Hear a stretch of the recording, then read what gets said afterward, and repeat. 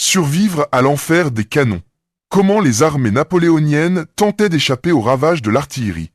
L'image populaire des guerres napoléoniennes montre souvent de longues lignes d'infanterie compactes, avançant lentement, tandis que les boulets ennemis traversent plusieurs rangs d'un seul coup.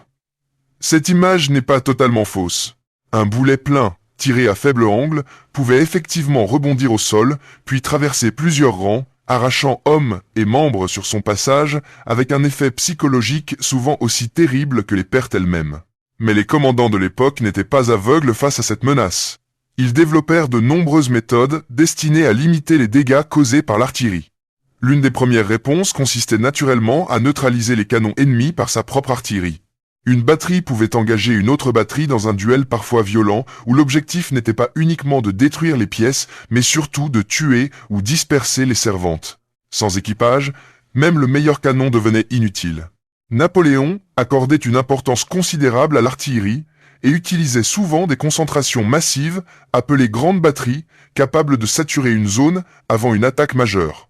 Une autre solution consistait à employer la cavalerie. Les batteries restaient vulnérables lorsqu'elles se trouvaient insuffisamment protégées. Une charge rapide de cavaliers pouvait parfois atteindre une position d'artillerie avant que les servants n'aient le temps de se replier derrière l'infanterie amie. Les cavaliers sabraient alors les artilleurs, capturaient les canons ou mettaient temporairement les batteries hors d'état de combattre. Toutefois, ces attaques restaient extrêmement dangereuses, car les batteries étaient généralement soutenues par des unités d'infanterie prêtes à former des carrés défensifs. Le terrain constituait également une protection essentielle. Une crête, un bois, une légère pente ou un village pouvaient réduire considérablement l'exposition au feu ennemi.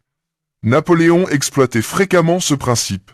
À Austerlitz, à Wagram ou à Borodino, les reliefs furent utilisés pour masquer des mouvements ou protéger temporairement des troupes.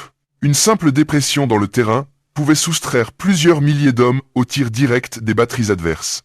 Les formations elles-mêmes pouvaient être adaptées selon les circonstances.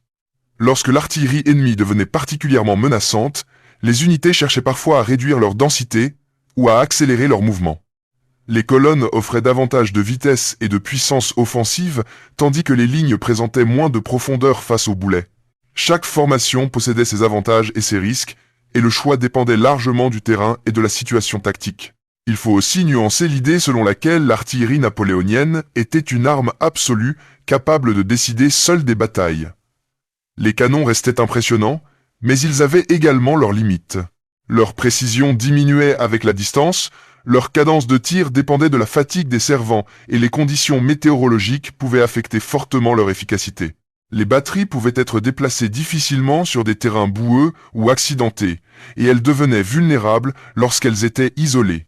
L'artillerie de l'époque représentait donc moins une arme miracle qu'un multiplicateur de puissance. Une armée disposant d'un grand nombre de canons ne gagnait pas automatiquement une bataille.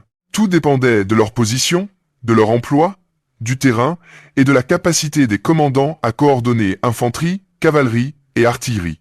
Napoléon résumait d'ailleurs cette logique par une idée simple. Les canons pouvaient ouvrir la voie, mais ce sont toujours les hommes qui devaient finalement prendre le terrain.